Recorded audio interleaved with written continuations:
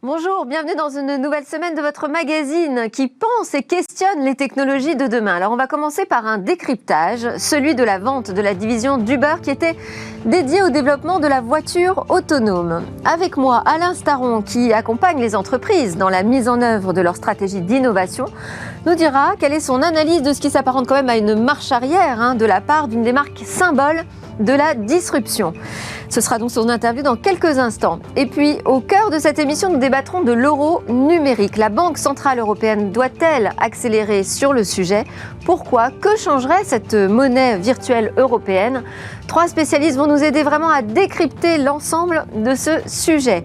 Et puis, nous retrouverons notre rendez-vous avec l'alerte cyber qui appelle à la prudence, notamment sur le click and collect, avant de conclure par une innovation qui devrait faire progresser la détection de troubles mentaux demain. Mais donc tout de suite, place au regard disruptif d'Alain Staron. Bonjour Alain. Bonjour Delphine. Alors, vous souhaitiez revenir sur cette décision d'Uber qui est l'inventeur, on va dire, de l'ubérisation et qui, du coup, a bousculé beaucoup de modèles économiques et là décide de céder sa branche à ATG. Donc ATG, c'est pas rien en fait, c'est vraiment sa branche qui pense demain de nouvelles technologies et qui était dédiée au travail sur la voiture autonome. Alors, quelle est votre analyse de cette cession ?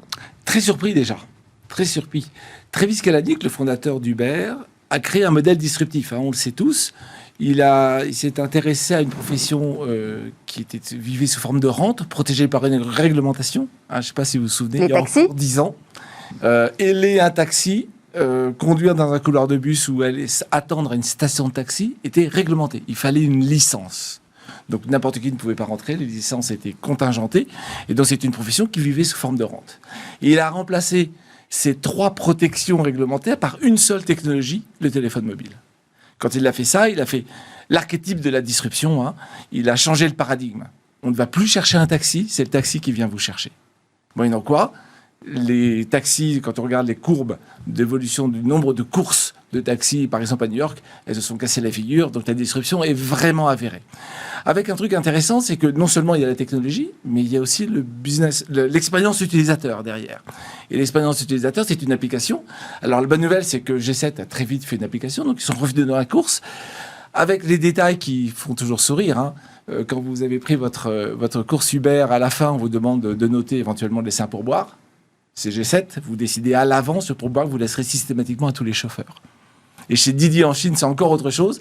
Vous me donnez le chauffeur juste à l'avance pour avoir une voiture qui arrive plus vite. Donc, 3 cultures, 3 modèles du pourboire. Vous payez un service, vous récompensez un service ou vous payez parce qu'il faut payer. Bref, ça, c'est le modèle Uber démarré en 2009. En 2015, il lance ATG, les véhicules autonomes, avec une conviction très forte. C'est un modèle existentiel pour Uber. Il ne va pas avec l'eau de la cuillère. Pourquoi ? Parce qu'à partir du moment où les voitures sont dirigées quelque part, quand vous rentrez dans le Uber, vous savez déjà où vous allez, il suffit de conduire. C'est pas très loin de ce que c'est faire un robot. Et lui-même, quand tu lui demandais c'est quoi la limite de votre modèle économique, il répondait le gars devant. Un style un peu sulfureux qui doit coûter son poste. Mais voilà, donc il savait, c'est pour ça qu'il a lancé très vite les véhicules autonomes, il savait qu'il fallait aller vers les véhicules autonomes. C'est-à-dire c'est pas juste une rupture technologique, c'est aussi une rupture économique. L'idée, c'est de limiter les coûts et donc en enlevant cette interaction avec le chauffeur. Exactement. Et le problème est venu des coûts. Donc le nouveau PDG d'Uber doit réduire les coûts. Uber n'a jamais été à l'équilibre depuis 2009. Peut-être un trimestre. Donc perd toujours de l'argent. Dans un schéma qui est assez classique, on veut gagner de la part de marché. Donc on dépense beaucoup. C'est comme Amazon sur la partie e-commerce. La partie e-commerce, Amazon ne gagne pas beaucoup d'argent parce qu'il faut gagner de la part de marché. Et donc Uber va être le premier partout. Donc il dépense. Et en même temps, il doit financer la disruption suivante. Et c'est ça qu'il n'a pas réussi à faire. En tout cas, le nouveau PDG a dit « Je revends à Aurora ». Alors c'est ça qui est un peu surprenant. Pourquoi se désengager d'ATG et de la voiture autonome si c'était tellement stratégique pour Uber ? La première raison, la finance. Il faut avoir de l'argent. Et autrement dit, quand vous faites une disruption, à un moment, il faut un MVP, un minimum viable product. Il faut commencer à gagner de l'argent. Et là, ça faisait 11 ans qu'il courait après, donc c'est un peu compliqué. Le deuxième sujet, qu'on ne va pas pouvoir trop développer, mais quand même, Uber, c'est la seule société qui a eu un accident mortel pendant qu'il testait des véhicules autonomes. C'est un chauffeur Uber qui n'était plus chauffeur, qui était en train de tester le robot avec quelqu'un derrière et qui a regardé un film au lieu de voir un cycliste qui traversait à pied de nuit la route. Bon, dramatique.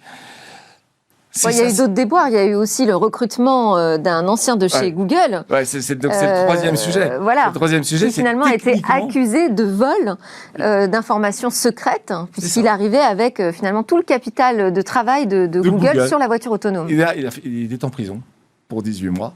Et les chief scientists d'ATG disaient on n'y arrive pas, la voiture ne progresse pas. Quand on regardait les scores fin 2018, la Californie, où se passe beaucoup de tests, demande à tous les fabricants de donner leur score. Combien de kilomètres, de miles vous pouvez conduire avant de reprendre la main?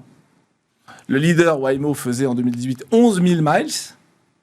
Uber en faisait 0,3. Donc, une marche énorme. Donc, voilà. Donc, du coup, ils se sont dit give up. Ils passent la main. Oui, pour autant, ils n'abandonnent pas totalement le projet de la voiture autonome en vendant à Aurora. On est bien d'accord. Aurora est une boîte indépendante qui va avoir besoin de débouchés. Uber prend une part du capital et donc Aurora se dit quand je serai prête, je pourrai écouler ma technologie chez les véhicules Uber. Donc, c'est toujours le même mécanisme, c'est j'achète la part de marché pour mettre ma nouvelle technologie. Si ça me coûte trop cher, ça me prend trop de temps, vaut mieux partir de zéro. Parce que dans le même temps où Aurora se dit je continue à travailler, je vais développer, il ne faut pas oublier quelque chose, c'est que l'intelligence artificielle, c'est l'intelligence d'un perroquet. Ça ne fait que répéter. Ça répète ce que ça a déjà entendu. Quand il s'agit de conduire, ça répète ce que ça a déjà vu comme conduite de conducteur. Il faut donc accumuler des miles de conduite. Mais du coup, est-ce que Aurora a une chance de percer sur ce marché? Et alors qu'on va regarder ce qui se passe maintenant, il y a quelques années, toutes les startups étaient là-dessus, dans un laboratoire. Et puis, le premier à s'être lancé, c'est Google avec Waymo il y a 2 ans. Et en fin 2018... on est fin 2020, 2 ans après. Ils sont lancés avec une flotte de taxis autonomes. Alors d'abord avec des chauffeurs et maintenant sans chauffeurs, à Phoenix, en Arizona, sur 12 hectares, donc quand même une petite surface. Mais ces 600 voitures en 2 ans ont parcouru 6 millions de miles, 10 millions de kilomètres. Voilà. Donc là, on a changé d'échelle. Et intéressant, 6 millions de miles, 49 risques d'accident, dont 18 accidents. C'est-à-dire, on est passé en 2 ans de 1 pour 10 000 à 1 pour 100 000. Voilà le progrès. Est-ce que vous pouvez préciser d'ailleurs la manière dont Uber va continuer à surveiller ce marché avec Aurora? Donc, il y a une part de participation? Oui. Donc, il y a une participation dedans parce qu'il faut suivre. Voilà, je sais pas trop ce qu'on peut dire d'autre à date sur cette partie, comment je reste dans la... Donc, en fait, ils enlèvent le risque de la R&D. Ils le déportent sur Aura. Exactement. Donc Aura qui a d'autres investisseurs et qui cherche à s'en sortir comme ça. Donc financièrement, ça tient la route. Mon sujet, c'est le coup d'après. C'est OK, j'ai des dollars, mais est-ce que j'accumule des kilomètres? L'intelligence artificielle, il faut accumuler de la donnée. Et la donnée, c'est pas que de l'argent. La donnée, il faut faire des opérations. Et le pari d'Uber, alors, quel est-il? Alors, Uber, peut-être, avant de dire ça sur le... Oui. Les véhicules autonomes, c'est clairement la vraie prochaine disruption de la voiture. Et en fait, tout le monde s'engouffre dessus. Et donc, Aurora, il est confronté à qui? Waymo, on en a déjà parlé. Mais il y en a un autre qui accumule beaucoup de kilomètres, c'est Tesla. Évidemment. Tesla, 1 million de voitures en mars dernier, vient de lancer une bêta-version sur un sous-ensemble de ses conducteurs, de ses possesseurs de Tesla, de véhicules autonomes. Un rapide calcul, si toutes les Tesla avaient cette bêta-version, il ferait ce qu'a fait Waymo en 2 ans, il le ferait en 1 journée. Donc lui, il peut accumuler des kilomètres. Alors, on ne va pas avoir le temps de lister tout le monde. Il y a aussi les constructeurs automobiles classiques, évidemment, qui s'intéressent à la voiture autonome. Mais pour revenir à Uber, est-ce que vous diriez au final que cette vente d'ATG est le signe d'une tentative de disruption qui a été ratée, ou alors quel est le pari qu'il fait? Alors, une disruption ne vient jamais seule. C'est ça la difficulté, c'est ça qu'on est en train de comprendre. Quand Uber s'est lancé dans la disruption en 2009, son fondateur avait en tête la disruption suivante. Donc, il faut continuer à disrupter. Maintenant, tout l'enjeu, c'est est-ce que financièrement on sait s'équiper et est-ce qu'on sait suivre. Sur ce sujet précis, sauf si Toyota, qui a investi dans Uber, se met dans Aurora et fournit des véhicules pour augmenter les miles, à cette condition, Uber peut revenir dans la course, aidé donc par les fabricants automobiles. Si ça ne se passe pas, il risque fort de se faire dépasser par Volkswagen qui dit les véhicules autonomes c'est dans 5 ans, 2025.